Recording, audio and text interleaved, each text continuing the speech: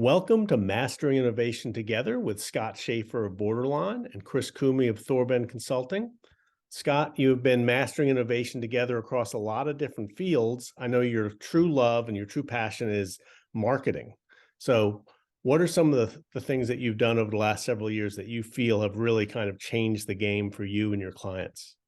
Yeah, no, totally good. No, I think mastering innovation with this guy can always be a little bit of a misnomer. I feel like we're bouncing off of innovation and then figuring out what'll happen and riding the wave. But yeah, no, I mean, I think it's an interesting time in marketing to kind of be talking about sort of innovation. I think we're at this very weird inflection point in kind of marketing communications where I think we're at a strange moment where so much sort of new technology, new artificial intelligence, machine learning, neural language programming is kind of entering into what we as marketers can do to, do a couple things: get better results for our clients, provide services at more cost-effective rates, and then to be able to use SEO-oriented algorithms, use different sort of ways that we can semantically put together content that can increase, ranking in volitional search, can dovetail into what you're doing from a social standpoint, and how social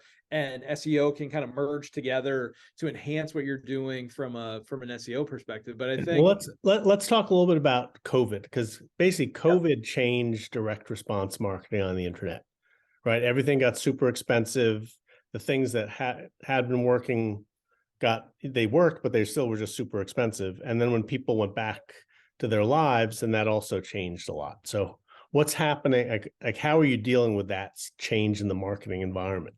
So I think for us, it's, obviously our bailiwick and strength is in video, right? So the pandemic, in some sense, from a video standpoint, was challenging, but also a boom, right? Like we had to figure out different ways that we could produce video content during the pandemic, both remote. So we had solutions that we developed internally so that we could take over people's iPhones and shoot folks remote. How we manage conferences, all of that stuff went from large productions in person to being remote productions, and now has largely kind of returned to business as it was before in terms of doing in-person shooting and those kinds of things. But I think, for us, the sort of having the arrow in our sort of quill of resources of being able to do remote production has probably opened our ability to service clients in different parts of the country without hopping on a plane or traveling somewhere, giving that same level of service that we could give to a local client here in DC from a production standpoint.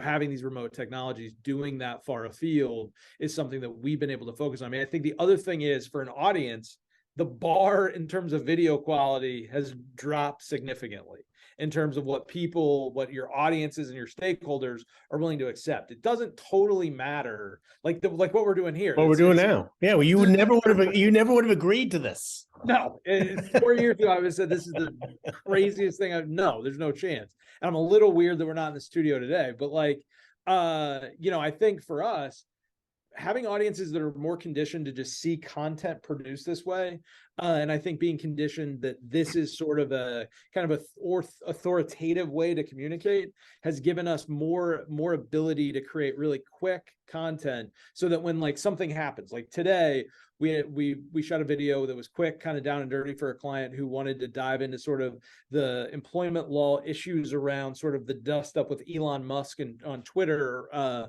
with basically firing an employee and then arguing with him on Twitter. Having this be a viable way to produce content in a way that people are comfortable with receiving it and having it perform really well for clients is a nice thing to have, to allow us to move pretty quickly when topical things happen, or again, when people are in weird remote kind of locations. So COVID got so you could lower expectations, but you still always. Yeah, no, I mean, I think if we're being totally honest, because everybody will be like, oh yeah, the joy of COVID is we created these great remote tools, we were able to produce it. No, it's bullshit. Like, the reality is that COVID lowered everybody's expectations of what people were willing to accept as viable content. And you kind of got into the like, hey, is that guy wearing pants on the Zoom call kind of thing.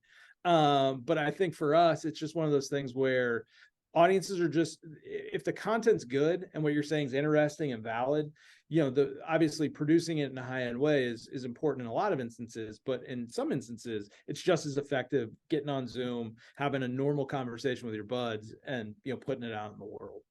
Yeah. So that's kind of on the production side. You were kind of touching on all the fancy stuff before, the AI and how that's changing. So how do you see that impacting how you deliver for your clients? It's interesting, right? There's positives and negatives to all of this technology. I think we're at a moment where I think us as humans and as citizens of the world are going to have to decide at what level do we want sort of technological progress to supersede the capabilities of individual human beings, and what impact that could have on the labor force and those kinds of things. Broader issue for a different podcast.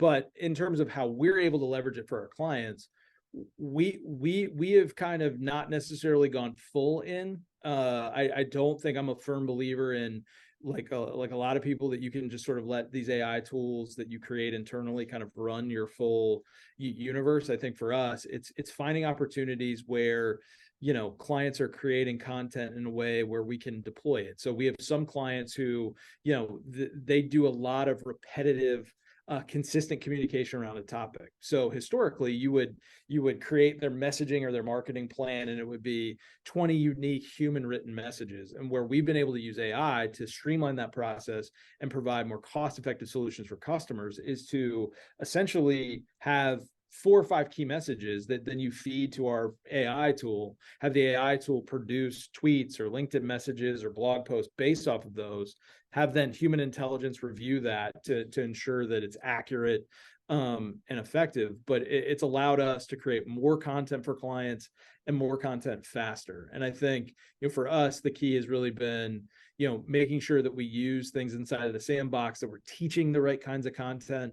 I mean, I think we obviously one of our clients and companies that we work with for forever was MovieCom, and I think learning basically what MovieCom does is they've got film clips that they use for business training, and building the database and the taxonomy around that. You realize really quickly movie clips provide an interesting avenue for figuring out how you combine human intelligence and human ranking with artificial intelligence and neural learning languages to be able to organize data so that someone can just get to a result faster that's more meaningful, whatever it is that they're doing. So I think, long way of answering your question, I think it's allowing us to produce more and faster content that it's at the level of the type of content we've always produced in-house.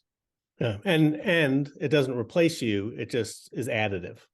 Yeah, no, I the way we look at it is it's similar to like the way I think Microsoft talked about GPT and GPT 3.0 at their upfronts. I mean, I think it's all about human co-piloting, right? Like you can have the greatest AI tool in the world, and if it hasn't learned the right data set, and you as a marketer don't know how to prompt it in a way that articulates a why for an end user about a company's service or a product, you're going to often find yourself in a situation where you get trash. So yeah. I think for us, the key is human co-piloting. So I think the thing that's exciting for us is it's freed up staff time to think more deeply about broader issues of the who, the how, the where, the why of marketing. Like, who are we marketing to? Where do they coalesce?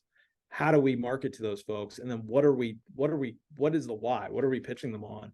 Versus, hey, I've got to write 45 video scripts that kind of speak to that, versus kind of thinking through the more macro tasks. So what's exciting corporately inside the office is I think it's freed up so much more time for creative thinking in the office. And I think it's definitely showed in the products.